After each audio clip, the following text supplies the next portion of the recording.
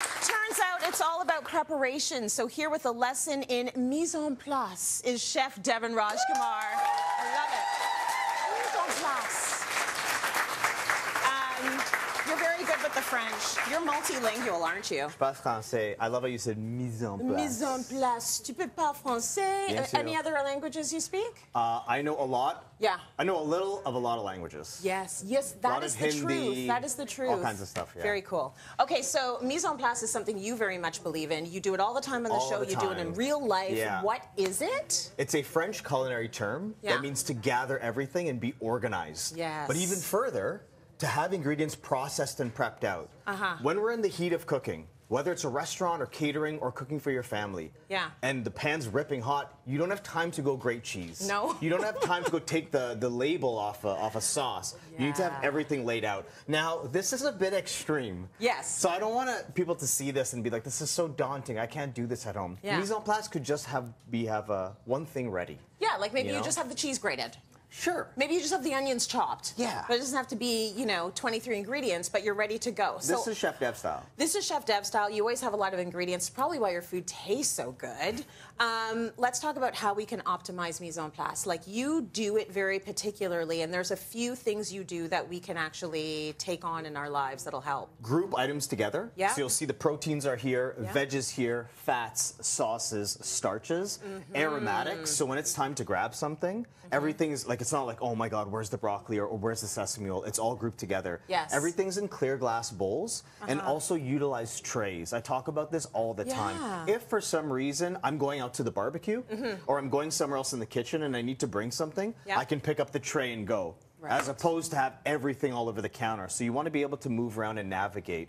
When things get hectic in the kitchen, this will save you a lot of time. It'll make you more efficient. Absolutely, because you want to get through the meal and, Of as course. we said, stress-free. Now, I do not this, but I will put it all in groupings on the cutting board.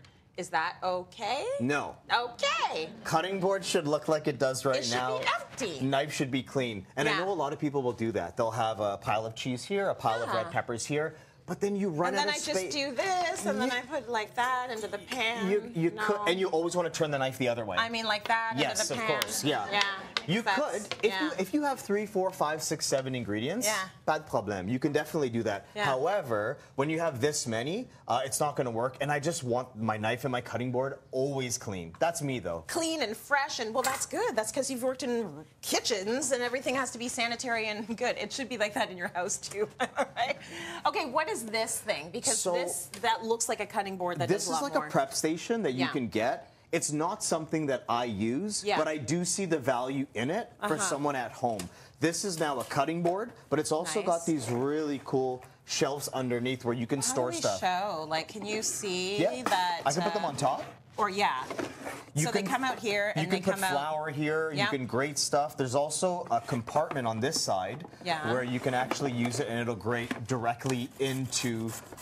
See, I like that. There's also like a peeler function, so if you want to pop that in, you can now peel something carefully, and then it just pops in underneath and everything's there. That is so cool. I repeat, I do not use this. No, he doesn't. But I see the value in it for someone at home or for someone trying to step things up in the kitchen. I'd use it. Okay, let's talk about stir fries because we want to show how mise en place is used in a regular recipe.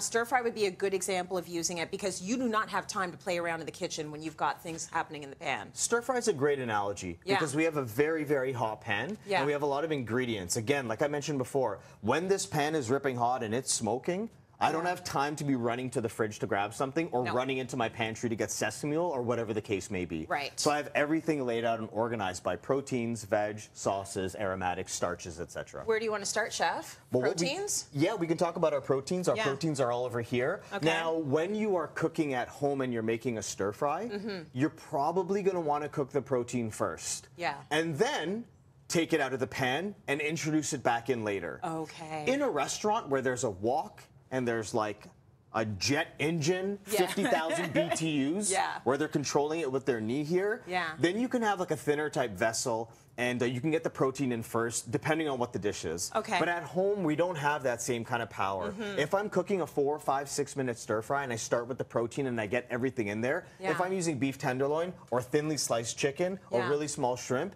it's going to be overcooked by the time it's all done. And don't serve that to me. Okay, right. Okay. I'm not inviting you over for sure. Yeah. You got a lot of rules. Okay, so we've got the chicken, we've got shrimp, we've got tofu, we've got some beef. Yes. So all cooked. Take it out of the pan. The next thing we want to talk about is veggies. Yeah, so I have a bunch of veggies here. Now, when we think good layout spread there. I like colors and textures, and I'll have some odd ones. It's not just about broccoli and peppers and carrots. There's nothing wrong with that, but use what's at home. Right. Maybe when you open your produce drawer, there's something nestled at the back there. Could be bok choy. It could be a lonely radish. Use it, right? So we have different things. It's like he sees into my crisper. I hear. So here we have like shishito pepper. I have green and red Thai chilies. My mom cooks bora. It's Chinese long bean. It's a Guyanese dish. Just use it up, throw it in there. Why not? Broccolini is here. And another question that you may ask is like, what's the size of the produce, right? So the carrots are quite dense. They take a long time to cook, so I cut them very finely. That's beautiful. Right? Did you just use your hands to cut that, or is that like done in some kind of a processor? This is done with a knife, but you can use a mandolin at home, or you can use a food processor, or use the fine grater for carrot. Okay. For red pepper, it's cut thicker and larger because I want it to hold its shape and integrity. Mushrooms are sliced really thin. And then we have like just different stuff. There's the lonely radish that I was talking about. So that's all done by knife. So everything is cut in a way that it can go into the pan. Yes. And then all finished at the same time. Is there any veggie that you want to keep out of a stir fry? I mean, someone mentioned tomato earlier. Yeah, what we about were talking tomatoes? about that. You They're a little could. wet. I'd maybe finish with tomato, Yeah. or start it right at the beginning, but then it's just going to completely melt and disappear.